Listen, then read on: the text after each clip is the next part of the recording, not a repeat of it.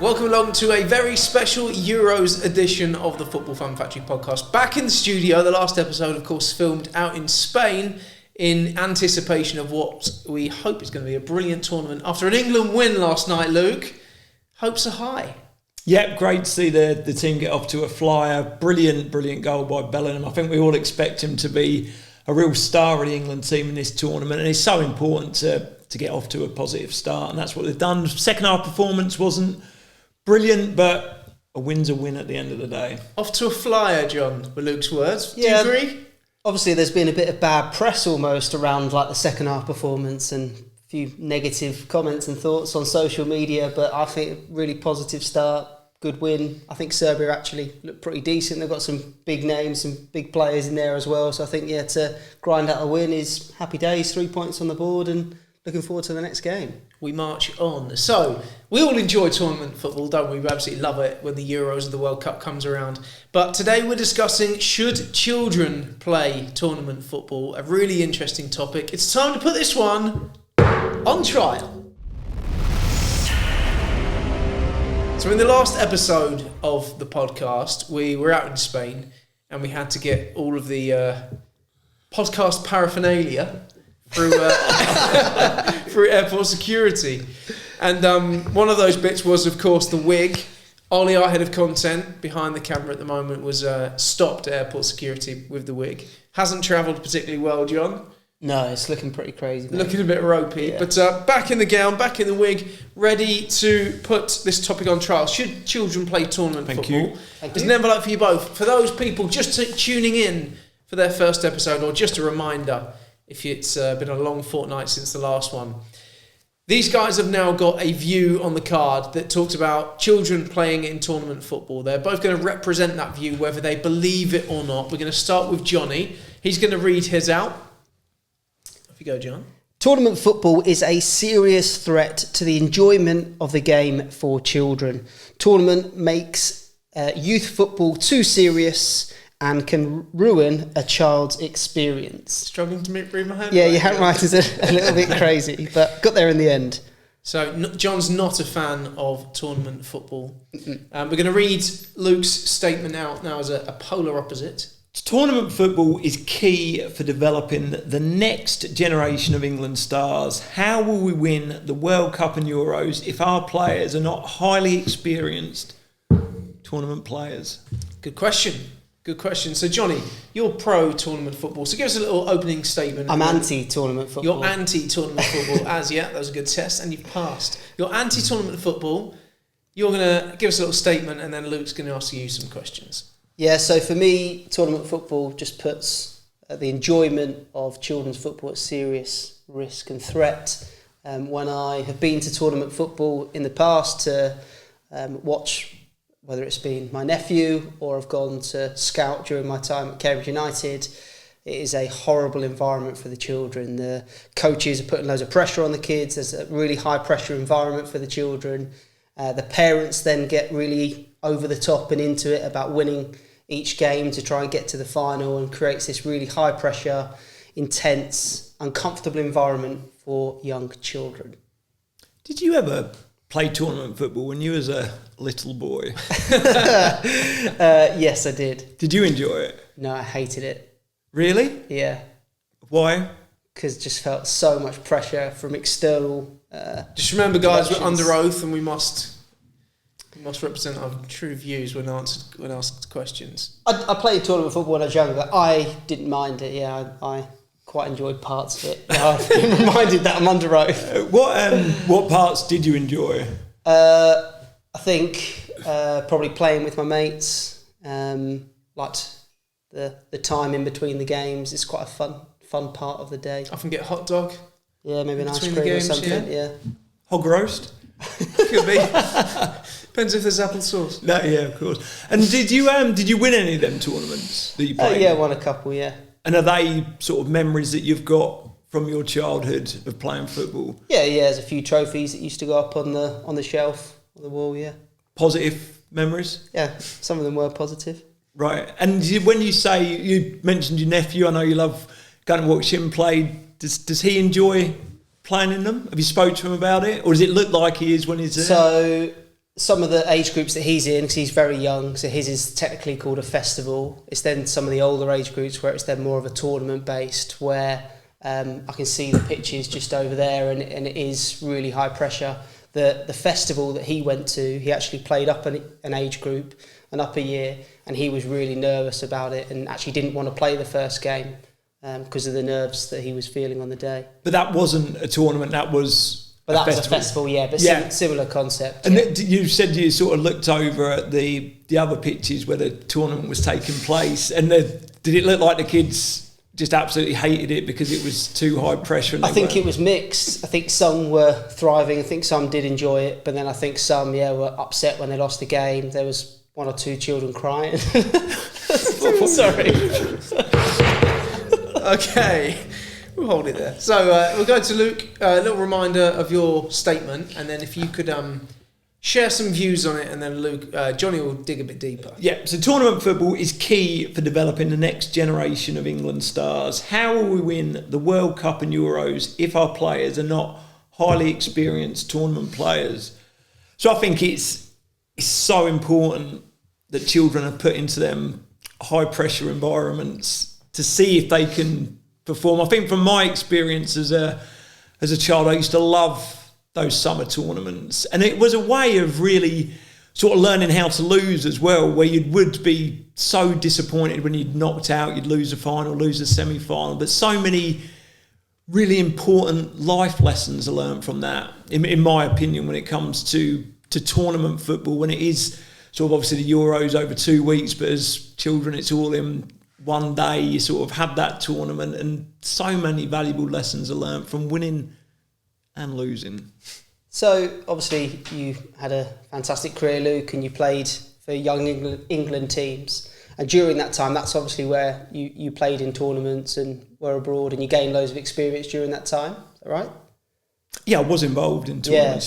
So is it not best in that environment where those players have been selected and identified as highly talented, they're already in England setups, they're already at professional football clubs, do you really think that that's appropriate at grassroots, where a lot of children play for recreational, sort of having fun, playing, learning with their mates, less pressure environment, and to have that forced upon them at a young age when they're not at that very high level that they need to prepare for these tournaments? Do you think that's suitable? I think it is. I think it is really important to deal with disappointment, and I think you do have to do that when you're planning the tournament, when you lose a game. I think it's important, when done in the right way.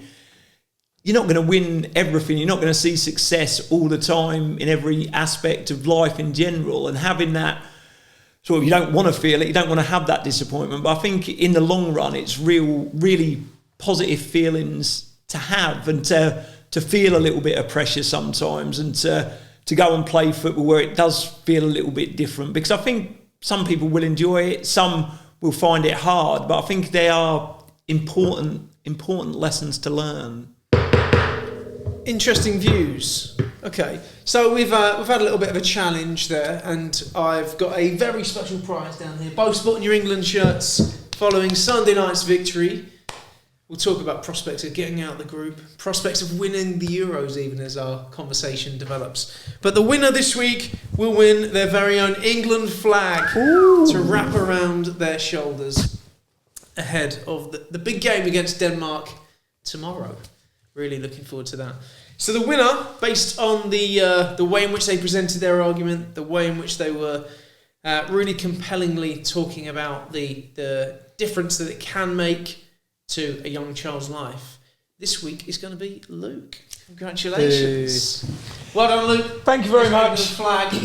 You can keep that for Thursday if you want to. But now we're going to have a real life discussion. We're not going to be talking about the views that are on our cards. We're going to be talking about what we actually think. And I think that this is a topic where it's going to have some really interesting views, because listening to you guys kind of representing two polarised opinions, there were bits of what you both said that I agreed with, even though they were different ends of the spectrum. So I think this one's going to be very, very interesting indeed.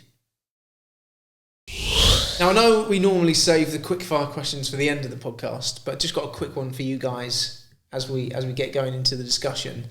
Best ever moment of a memory of a tournament for England? God, what a question that is. Even though we didn't win, I'll always remember growing up, being at school for the Brazil-England game and wheeling in the TV. We all got to school early, we were all absolutely buzzing. And I think it must have been in I don't even know what year I was in, but I remember them wheeling it into the playground at the back of this classroom where we watched it. And just absolutely buzzing as a young kid, watching the game with all your mates at school. Yeah, was that the quarter-final? Yeah. Was that Ronaldinho? Ronaldinho. Free kick, Seaman, Yeah. That's... I, even though we lost the game, I just remember the buzz ahead of that game when they wheeled the TV out. I was just absolutely buzzing. Yeah, there's a few things you've said there that I can resonate with. Just thinking of like the novelty of England are playing a big game, and we don't have to get. I actually think I stayed at home for. They allowed our school to stay at home for that game. So good. Which is great. I was probably in year 6. You might have only been in reception or something. Yeah, I think I was in reception. For you, Chad, would be Italy 1990. England got to the semi-final, the famous World Cup of Gazza's tears. He was absolutely immense in that tournament. I remember the round of 16 game against Belgium when David Platt scored that spinning volley in the last minute, and it was absolutely crazy. Then beating Cameroon, I had a bit of a soft spot for Cameroon because they got so far in the tournament, and Roger Miller used to do that little wiggle at the corner flag when he used to score a goal, but then we beat them, and then in absolute tears when we lost to West Germany in the semi-final on penalties. So maybe a bit before your two's time. Yeah, so in Italia 90 I'd have been 2 and John would have been -3. Yeah. Better times, good times. So we don't know what you're talking about, but I'm sure it was great. So, who's Roger Miller? Roger someone, not too sure. Google it. I think he was a James Bond, wasn't he? So, straight away, the reason I asked that question is because I wanted to see your faces when you started to talk about England of years gone past, thinking about tournaments that you've seen, those little moments, magic moments and memories that those tournaments have created. So I think all in agreement before we start that tournament football is brilliant. Agreed? Especially when it's watching England, watching like the FA Cup, non-international, but that creates so much buzz around it, doesn't it? Like gives the unthinkable a chance, an opportunity. I remember when Spurs played Marine, and like those types of sort of events that don't really happen, isn't it? And then thinking back to international tournaments, there are so many happy memories and good memories, like the sunshine. I think it's always such a buzz, isn't it? Like you say, when the sun comes out, we're ready. It is a tournament year. All the high hopes. The country. It does feel like the country comes together, and you're all watching the team play wherever it may be, and it is great times. So let's focus on then the positive side of tournament football for children, because we've talked about brilliant experiences, the summer and things like that. There'll be, across the next few weeks, there'll be children that are attending grassroots tournaments, absolutely buzzing for it, really looking forward to it. I'm sure we'll go on to talk about the other side of the coin as well. But there will be children that are so excited to play in their first ever tournament. Do you think? Yeah, I think from my experience, I've obviously seen grassroots tournaments. I've also taken teams abroad to like tournaments and stuff like that. And anything that I've been involved in as a coach in taking the children, like they've been absolutely buzzing for it. Especially when you go abroad and you go to like European tournaments and those types of things with like the academy that I went with. Like the kids were absolutely buzzing for it. They couldn't wait. They loved the whole day, the whole event.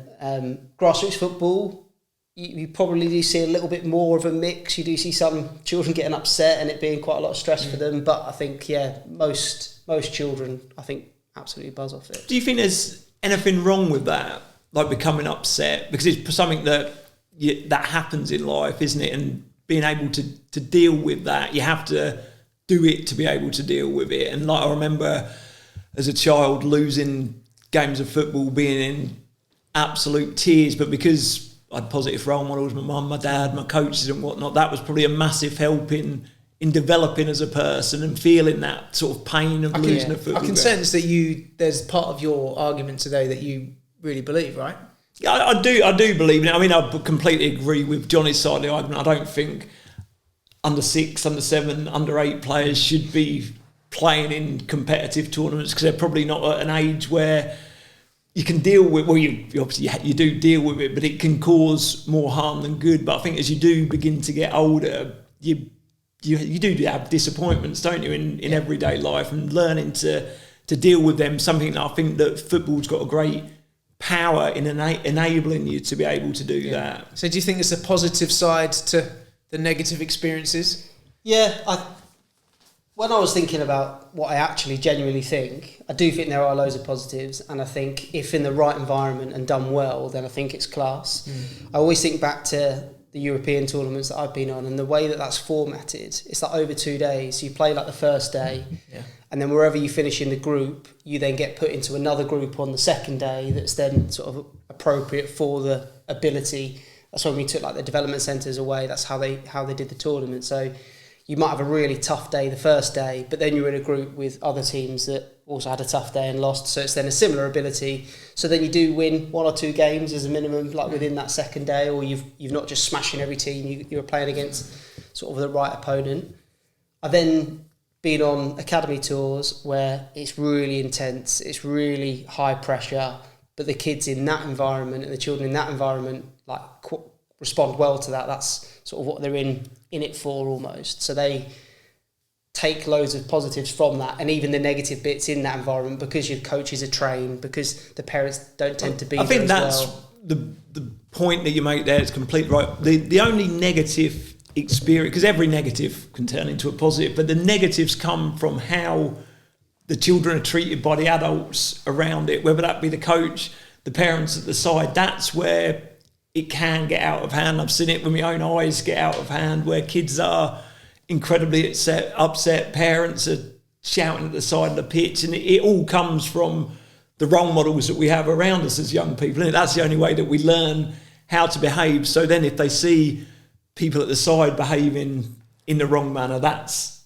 what they learn, that's their learned behaviour. So I think there is no negative experience if the adults in that situation are dealing with it in the correct way. So you're saying if there's a child goes into a tournament, they're really looking forward to it, they win a couple of games, they're absolutely buzzing, they then get to say there's a quarter final and they get knocked out, maybe there's a last minute goal or something, they go home with some disappointment. So we're saying that whole thing, although there's disappointment, it's all a wholly positive experience. 100%. Where it flips to a negative is a coach or parent that's on the sideline or a group of people on the sideline that create an environment for the children where it's not a positive environment. Is that what we're saying? Completely. I mean, you go to the sort of the tournaments in the summer when they're older, it's, I don't know, under 11, under 12, where there's a final, and people get so emotionally involved with it like it is a professional football game. They're shouting at the referee.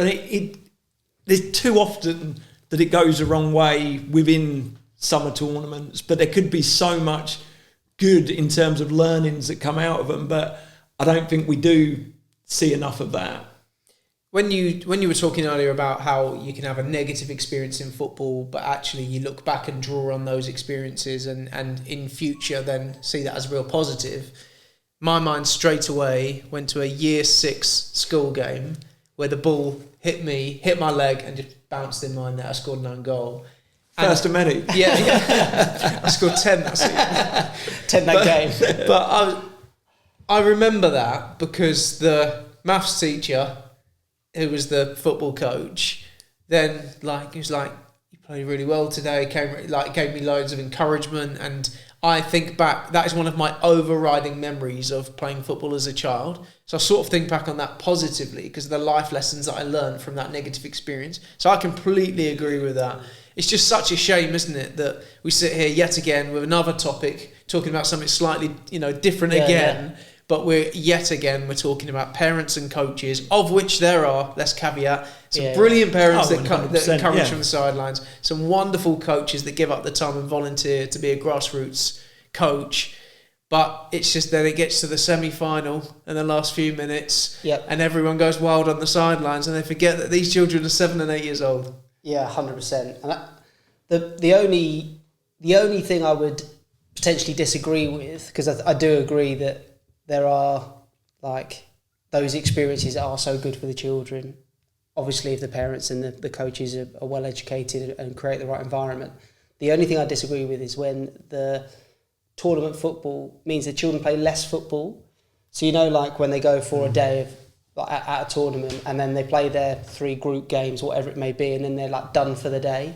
It seems to be now, though, the tournaments that I've witnessed, that doesn't happen as much. There'd then be sort of a plate tournament and there'd be a different sort of game. So everyone would play equal games. I mean, I'm not privy to seeing a huge amount of them. Yeah, well, I think that probably comes back to the environment and the formula for these types of tournaments and stuff. Because if that was the case and everyone played a minimum of 8 games, a maximum of 12, wherever they went, and that was the same all over the country, then great, because children are getting loads of games, loads of opportunity. I think when children then go for those days and don't get as many, that's probably where it falls down. And then once again, back to the environment, and the same for everyone is the parents, the refs, the coaches, creating that environment for the children in the right way. How do you police it? How do you stop that from happening? It comes back to the same old thing every week, doesn't it, on the podcast? It does, yeah. The game is facilitated by a massive group of passionate, enthusiastic people with all the right intentions. Sometimes those intentions spill over into high emotions, and that's where it can go wrong. That's a summary of almost every episode of our podcast, but it's a really interesting topic and one that we could talk forever and a day about, but we've got some quick fire questions. We're going to go into those, and we're going to ask Luke some of those as we do every week on the podcast. But let's make them England themed, because this is a special Euros edition. You two are sporting your England shirts, so let's ask Luke some questions about the 3 Lions. Luke, I've got my quick fire question for you. Where do you think England will come in the tournament? Oh, on the spot there. I'm desperate for them to win it. I'm desperate for England to win something in my lifetime. We've been getting closer and closer, but you feel like this is a great opportunity. But then you see Germany play against Scotland and they look very good. Holland, some really good players. Italy win, Spain win. But I do think we've got a great opportunity. I think a team that a lot of people are talking about is Portugal. Incredible amount of talent that they've got. But tournament football comes down, you get through the group, then it's a game at a time, isn't it? I'm going to say England because that's what my heart's telling me to say. So England will definitely win the Euros this summer. Nice. So after the first game then, we saw a really solid England performance. That's how I'd review it. I thought the first half hour in particular, I think we were really good. And if we do more of those kind of things for extended periods of the game, I think we'll do really well in the Euros. Fingers crossed we can win. If you were the manager, Luke, based on the performance of the first game, lots of talk about Harry Kane and his kind of lack of involvement in the play. Bit of talk about Foden not getting too many touches of the ball as well. Obviously, Saka and Bellingham were real sort of stars of the show in the first half. Would you make any changes for the upcoming game against Denmark? The only change that I'd make, if it was possible to do so, is to bring Luke Shaw in for Trippier. I think Foden isn't a left winger. He's a wonderful, wonderful talent, and you could see how they played last night. It was a little bit lopsided, but probably didn't work because Trippier, fantastic England player, but he's naturally right-footed, so probably didn't offer that width that Shaw could when Foden goes and plays in those little pockets inside the game. So I think that's the only change. I mean, the fact that I've heard some people saying that Harry Kane should be left out of the team, I mean, it's laughable, really. Like our captain, our leader, the player with the most goals ever in an England shirt, I can't imagine that he's going to be left out anytime soon. I would have liked to have seen Cole Palmer come on. I wouldn't start him because I think if you do start him, he's got to play on the right, and you can see what Saka offers there with that strength, that power, the ability to beat players. I don't think we've got many like that, but I'd like to see him get some minutes. But other than that, the only potential change I'd make would be Luke Shaw offering that width and then allowing Foden to go and find them pockets and be really effective in there. Nice. The way you're there just went on forever. Oh, sorry. Forever and a day. If we could replay Luke's there in the podcast, that'd be brilliant. And then if we just put a little timer up in the corner of the screen. I like the way you saved that because I thought we were going to have to do that all over again. So well done. James here is sporting. He's been watching the Cricket World Cup. England have made the Super 8s. And the thing is, that was my joke before the podcast started. And Luke's tried to steal it as his own. When the camera comes out, not having that. So, a brilliant addition. Well, I'm really conscious of the fact that we're, here filming the podcast. It's going to go out pretty much straight away, live during the Euros. By the time some people have listened or watched, it may well be the other side of the Denmark game, and who knows how we'll all be thinking and feeling after that one. And just one last little question, if we can, just because it's, I know it's quick fire. I know I'm kind of ripping up the rule book. I know they're meant to be for chatty, but let's just throw it open. As we move ahead into the latter stages of the competition, if there was one player that could really steal the show, aside from the obvious candidates, is there anyone in that England squad? Because there's some really good young talent coming through, isn't there? That maybe 6 months ago, 3 months ago even, people wouldn't have even maybe named in the squad, but could play a real starring role. Is there an England player that you're thinking, do you know what? I'm really excited about them and they could help us bring football home, Jonny? Good question. I do think there are one or two that are on the fringes of the team at the moment. Even like someone like Jarrod Bowen. I know he plays on the right and he can't really get in ahead of Saka, but Kobe Mainoo that came on, I wouldn't be surprised if someone gets a couple of substitute appearances in the group stages and then ends up sort of cementing their position in the latter stages. After the first game, not 100% sure. I think Cole Palmer maybe could be that person. Somehow fitting into the team and playing off the left instead of Foden maybe, but I think there's so much talent throughout the whole team. Just excited to see more players play, excited to see the team get some more minutes and see what happens. But Chaddy, what about you, mate? Yeah, I think like you say, there's so much attacking talent there. You'd like to think England win, beat Denmark and they're qualified and you might see a little bit more. I mean, I love Eze in terms of the way that he moves with the ball, his balance. You mentioned Mainoo there, can't not mention him after beat City in the FA Cup final where he was excellent in that.